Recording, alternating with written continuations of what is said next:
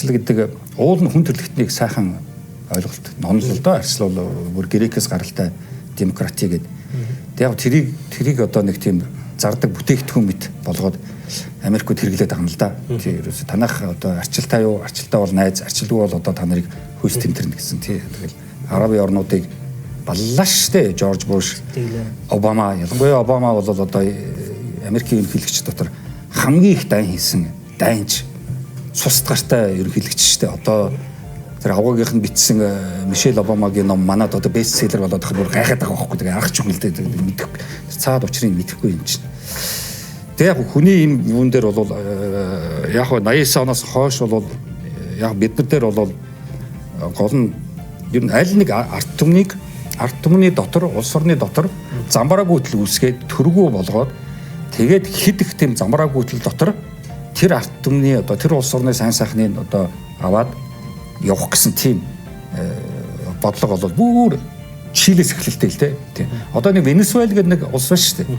Тэнд ингээд замбараа гүйтэл үүсгээд хажуугаар нэг ерөнхийлөгч гаргаж ирээд ингээд тэр оронд ингээд замбараа гүйтэл үүсгээд тэгээд зориуд хоол ундыг багасгаад лангуунуудыг хоослоод тийм үү Венесуэл бол одоо тэгж штеп 90 онд бол яг өнөөдрийн Венесуэл болсон байхгүй юу. Монголд бол өнөөдрийн Венесуэлийг хэрэгэлсэн байхгүй юу. Өөрөөр хэлбэл аливаа нэг арт түмнийг айлгаад юу ч асуусан зөвшөөрөхөд бэлэн болгохын тулд яадаг гэвэл өсөгдөх байхгүй юу. Өсөхийн тулд яах вэ? Лангууг нь хосолдог байхгүй. Тэгэхээр 90 онд ерөөсөө зүгээр Улаанбаатар шууд хоослоод тэгэл Улаанбаатар гэж бүгдээрээ хилээ унжуулаад арчлалч гараа өргөхөд бэлэн тийм үү ямар ч үндсэн хууль ярьсан гараа өргөхөд бэлэн ховчлолт гараа өргөхөд бэлэн тийм үү ерөөсөө тийм бүх юм гараа өргөхөд бэлэн болцсон.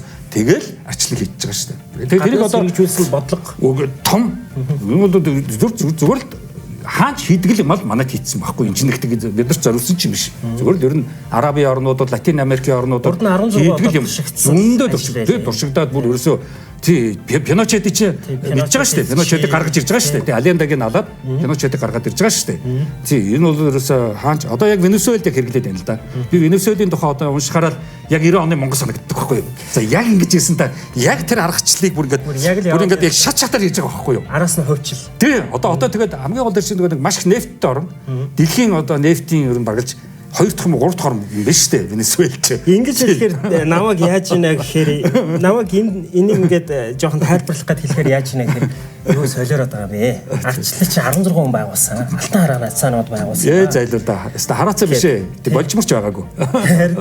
Тэгээд одоо энэ дээр юм би нэг түүхэн талаас нь ингээд та нар Монголоос жоохон гараад өөр улс орнуудад хэрэгжчихсэн юм уншаач гадаад орны дэлхийн янз бүрийн сонин номуудыг уншаач. Нэгдүгээр. Хоёрдугаар зөвхөн нэг талын урсгалтай биш. Одоо фейк ньюс гэж үдих гараад ирлээ шүү дээ. Зөвхөн Америкийн номнуудыг унших биш. Зөвхөн Милтон Фридманы номнуудыг унших биш. Тийм үү одоо Зүүн Германы, социалист орнуудын, Хятадын, Оросын, тийм үү Японы одоо бусад орнуудын номыг унших хэрэгтэй. Бусад орнуудын мэдээнүүдийг үзэх хэрэгтэй. Манайх чи ганцхан CNN үзээд байгаа байхгүй юу? Зөвхөн Америкийн нэг л талын мэдээлэл аваад шүү дээ. Тэгэхээр чи нэг талын мэдээлэл авчихар чинь мэдээж тэр хүмүүс чиний яриаг сонсоод солиосон юм шиг сонсогдсон шүү дээ. Тэр хүмүүс нөгөө талын мэдээлэл авах хэрэгтэй. Тийм нөгөө талын мэдээлэл одоо Russia Today гэдэг маш сайн юу вэ шүү дээ. Би бол CNN-ийг хараад тэгээ Russia Today-г хардаг байхгүй юу? Тэгээд BBC-г харна, тэгээд Герман руу орно. Тийм. Тэгээд Хятадын Шинхуа агентлаг руу орно. Одоо ингээд 4-5 улсыг харчлаа. Тийм үү? За одоо тэр дундаас би өөрийнхөө яаж яах вэ? Өөрийнхөө бодол, санаа ер нь нэг юм болоод байна гэдэг ойлголт авна шүү дээ. Тэрнээс одоо бид нар чи зөвхөн нэг бууз идэд идэх шиг байж болохгүй шүү дээ.